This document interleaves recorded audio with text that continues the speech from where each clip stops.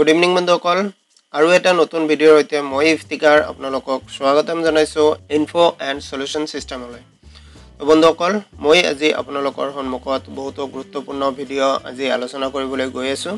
তো এই ভিডিঅ'ৰ মাজত মই আপোনালোকক দেখুৱাম যে আমি অসম টেট বা জেনেৰেল টেট 2021 কেনেদৰে আমি অনলাইন আবেদন কৰিব পাৰো। তো বহুতো বন্ধুসকলে এই অনলাইন আবেদন কৰিবলৈ গৈ বিভিন্ন ধৰণৰ ভুল কৰে। তো সেই ভুলবোৰ যাতে নহয় সেইভাবে মই আজি আপোনালোকৰ সন্মুখত এই ভিডিঅ'টো আনিবলৈ চেষ্টা কৰিলো। তো ভিডিঅ'টো আপোনালোকে স্কিপ নকৰাকৈ সম্পূৰ্ণ চাব, তেতিয়াহলে আপোনালোকে সম্পূৰ্ণ প্ৰচেছটো ভালদৰে বুজিব পাৰিব।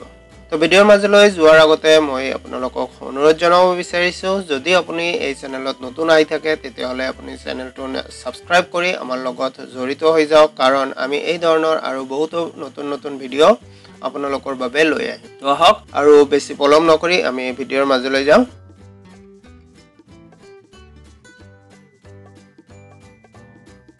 তো ইয়াতে চাব পাৰিছে আমি ssa.assam.gov.in এইটো সাইটত আছো। তো ইয়াতে চাব পাৰিছে click hair two apply online. তো ইয়াত ক্লিক কৰাৰ লগে লগে আমি এই পেজলৈ আহি যাম। অহাৰ পিছত ইয়াতে চাব পাৰিছে কেইবাটাও প্ৰসেস ইয়াতে দিয়া আছে। ফিল ফৰ্ম, তাৰ পিছত ফৰ্মটো আপুনি ভেৰিফাই কৰিব লাগিব, তাৰে পিছত লগইন কৰিব লাগিব, যেটো আপুনি পাসওয়াৰ্ড আৰু এপ্লিকেশন নম্বৰ পাব হেতুৰে। তাৰে পিছত অনলাইন পেমেন্ট কৰিব লাগিব, তাৰে পিছত এপ্লিকেশনটো প্ৰিন্ট আউট কৰিব লাগিব। এই কেইটা হল আমাৰ প্ৰসেস। তো ইয়াতে আৰু কিছুমান ইনস্ট্ৰাকশন দিয়া আছে, মই ইম্পৰ্টেন্ট ইনস্ট্ৰাকশন বোৰ আপোনালোকক জনাম। তো ইয়াতে 9 নম্বৰত চাব পাৰিছে আমাৰ ফটো আৰু ডকুমেন্টৰ সাইজ বোৰ কিমান হ'ব লাগিব সেই বিষয়ে ইয়াতে দিয়া আছে। তো বহুত বন্ধুসকলে এই ডকুমেন্ট সাইজ বোৰ বা ফটো সাইজ বোৰ সঠিক মতে নকৰাৰ বাবে আমাৰ এপ্লিকেশনটো সাবমিট নহয়। তো সেইভাবে আপোনালোকে প্ৰথমতে ডকুমেন্টটো ভালদৰে বনাই ল'ব। ইয়াতে কিমান সাইজ দিয়া আছে গোটেইখিনি ইয়াতে চাব পাৰিছে। ইয়াতে photo and signature should be than 35 KB আৰু 30 KB ৰেসপেক্টিভলি।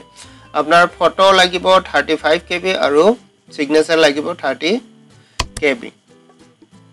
তো যদি আপোনালোকে এই ডকুমেন্টবোৰ এইটো সাইজত বনাব লৈ অসুবিধা হয় তেতিয়াহলে আপুনি কমেন্ট কৰি মোক জনাব, মই আপোনালোকক দেখুৱাই দিম আমি ফটোৰ সাইজবোৰ কেনেদৰে আমি কমাব পাৰো। ফটোৰ কোৱালিটি ঠিকে থাকি আমি ফটোৰ সাইজবোৰ কেনেদৰে কমাব পাৰো সেই বিষয়ে মই আপোনালোকক জনাম।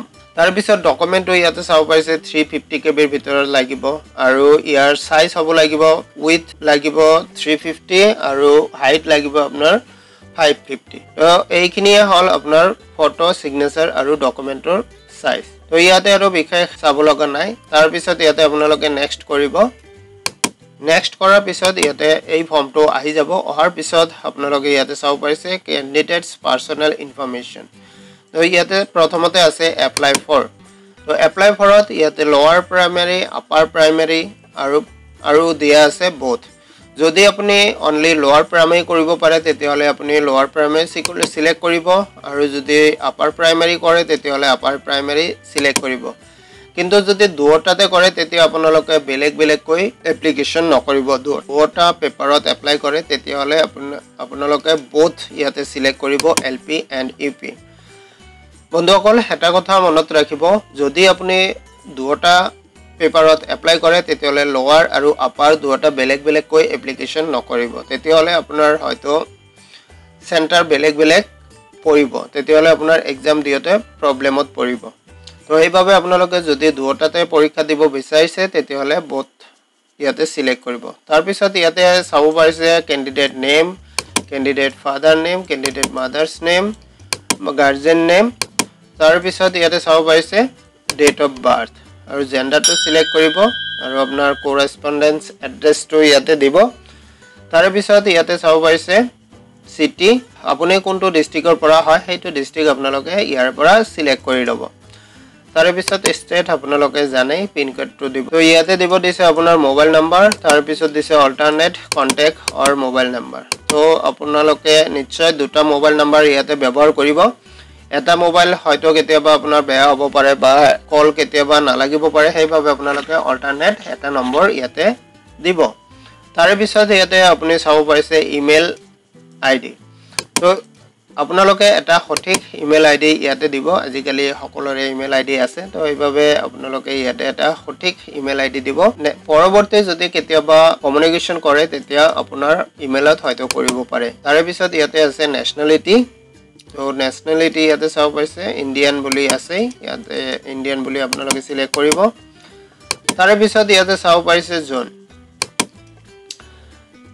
choice of zone to apply আপনি কোনটো জোনৰ বাবে এপ্লাই কৰিব ইয়াতে চাব পাইছে হাতটা জোন আছে আপনি জিয়াৰে যি কোনো এটা সিলেক্ট কৰিব পাৰে তো আপনি যেটো ডিস্ট্ৰিক্টৰে নহক কিয় আপনি ইয়াৰে পৰা যি কোনো এটা জোন আপনি সিলেক্ট কৰিব পাৰে তাৰে পিছত ইয়াতে এক্সাম সেন্টাৰ আপোনাৰ ইয়াতে এক্সাম সেন্টাৰ সিলেক্ট কৰিব লাগিব তাৰে পিছত ইয়াতে চাব পাইছে choice of district for examination তো ইয়াতে চাব পাইছে আপোনাৰ এক্সাম সেন্টাৰৰ বাবে ইয়াতে কেইবাটা ডিস্ট্ৰিক্ট দিয়া আছে ইয়াতে আৰু কিছুমান ডিস্ট্ৰিক্ট ইয়াতে নাই যেনেকুৱাকে বৰপেটা ডিব্ৰুগড় আৰু কেইটামান আছে ইয়াতে মেনশন নাই তো সেইভাবে আপোনাৰ ওচৰ-পাজৰে যেটো ডিস্ট্ৰিক্ট হয় আপোনাৰ সুবিধামতে সেই ডিস্ট্ৰিক্টটো আপোনালোকে সিলেক্ট কৰিব তাৰ পিছত ইয়াতে চাব পাইছে specify subject for applying for paper 2 যদি আপুনি সায়েন্সৰ হয় তেতিয়াহলে আপোনালোকে ম্যাথমেটিক্স সিলেক্ট কৰিব আৰু যদি আৰ্টছৰ হয় তেতিয়াহলে সোশ্যাল ষ্টাডিজ সিলেক্ট কৰিব ইয়াতে আপোনালোকক আৰু এটা কথা জনাব বিচাৰিছো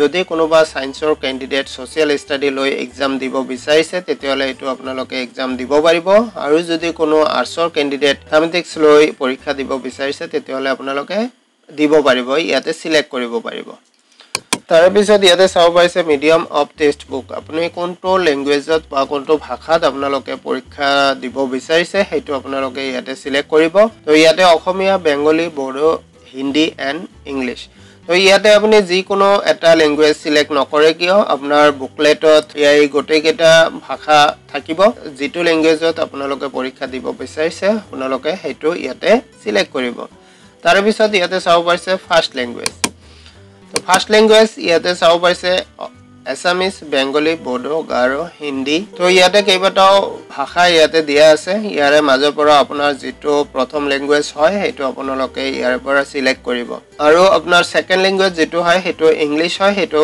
আপোনালোকে সিলেক্ট কৰিব নালাগে হেতু কম্পালসৰি তাৰে পিছত ইয়াতে চাব পাইছে ক্যাটেগৰি অফ ক্যান্ডিডেট আপোনাৰ কাষ্ট to ইয়াৰ পৰা সিলেক্ট কৰিব যদি কোনোবা ক্যান্ডিডেট ফিজিক্যাল হ্যান্ডিক্যাপড হয় তেতিয়াহলে ইয়াৰ পৰা ইয়েস বা নো আপোনালোকে সিলেক্ট কৰিব তাৰ পিছত ৰিলিজন to ইয়াৰ পৰা আপোনালোকে সিলেক্ট কৰিব তাৰ পিছত এডুকেশন কোৱালিফিকেশন তো ইয়াতে চাব পাৰিছে HSSLC or equivalent ইয়াৰ পৰা আপোনালোকে সিলেক্ট কৰিব কোনটো ষ্ট্ৰীমত আপোনালোকে পৰীক্ষা দিছে তো ইয়াতে ৰেগুলাৰ or ODL দুটা মোড আছে তো ম্যাক্সিমাম হয়তো আমাৰ ৰেগুলাৰ মোডে হ'ব তো ইয়াতে ৰেগুলাৰ মোড সিলেক্ট কৰিব তাৰ পিছত বাকি ডিটেইলছ খিনি ইয়াতে ভৰাব তাৰ পিছত আছে গ্ৰেজুৱেচনটো সেম একে ৰেগুলাৰ এন্ড ODL তো আপোনালোকে ইয়াৰ পৰা সিলেক্ট কৰিব যদি আপোনালোকে ডিসটেন্সত কৰি থাকে তেতিয়াহলে ODL আৰু ৰেগুলাৰত কৰিলে তেতিয়াহলে ইয়াতে আপোনালোকে ৰেগুলাৰ সিলেক্ট কৰিব তাৰ পিছত পোষ্ট গ্ৰেজুৱেট যদি কোনোবাৰ আছে তেতিয়াহলে ইয়াৰে পৰা আপোনালোকে সিলেক্ট কৰিব তাৰ পিছত ইয়াতে চাব পাৰিছে প্ৰফেশনাল কোৱালিফিকেশন তো ইয়াতে আহিব আমাৰ DLED বা BEd ইয়াৰে পৰা কোনটো আপোনাৰ কোৱালিফিকেশন হয় হেতু আপোনালোকে সিলেক্ট কৰিব তো ইয়াতে দিয়া আছে DLED 2 years BLED 4 years DEd 2 years BEd তাৰ পিছত BA BHC ED ইয়াৰ পৰা আপোনাৰ যেটো হয় হেতু আপোনালোকে ইয়াৰ পৰা সিলেক্ট কৰি লব আৰু বাকি ইনফৰমেশন বোৰ ইয়াতে ফিল কৰিব তাৰ পিছত ইয়াতে আপোনালোকৰ সাৰ্টিফিকেটটো আপলোড কৰিব লাগিব যদি কোনো ক্যান্ডিডেটে এতিয়া DLED কৰি আছে ফাইনাল এডমিট কাৰ্ড আপোনালোকৰ হাতত আহিছে তেতিয়াহলে পাৰসুইং বুলি ইয়াতে আপোনালোকে ক্লিক কৰি লব ক্লিক কৰাৰ পিছত তো বাকি ইনফৰমেশন বোৰ ইয়াতে দিব নালাগে ইয়াতে আপোনাৰ ইনষ্টিটিউটৰ নামটো মাত্ৰ দিব তাৰ পিছত ইয়াৰে পৰা আপোনালোকে আপোনাৰ ফাইনাল এডমিট কাৰ্ডটো ইয়াতে আপলোড কৰিব তাৰ পিছত ইয়াতে আমাৰ দিছে ফটো আপলোড কৰিব তো ইয়াতে চাও পাইছে ফটোৰ সাইজ ইয়াতেও দিয়া আছে তো এই মতে আপোনালোকে ফটোৰ সাইজ বনাই লব আপোনাৰ হাইটত আছে 250 পৰা 320 লৈ আৰু উইথত আছে আপোনাৰ 150 পৰা 220 লৈ ইয়াৰ মাজত আপোনালোকে ফটোটো বনাই লব লাগিব তাৰে পিছত ইয়াতে চাব পাৰিছে সিগনেচাৰৰ সাইজটো দিয়া আছে 100 ৰ পৰা 180 KB আপোনাৰ হাইট আৰু উইডটো লাগিব 150 ৰ পৰা 220 KB লৈ তাৰে পিছত ইয়াতে আপোনাৰ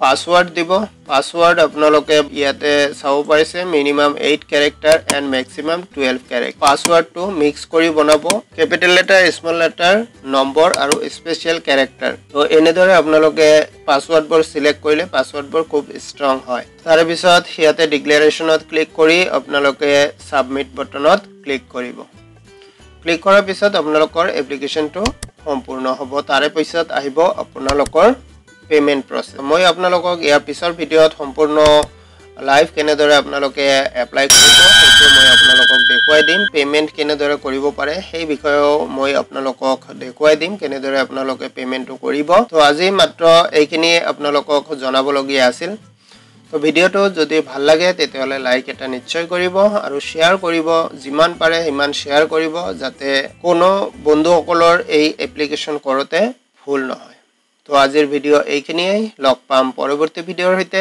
ধন্যবাদ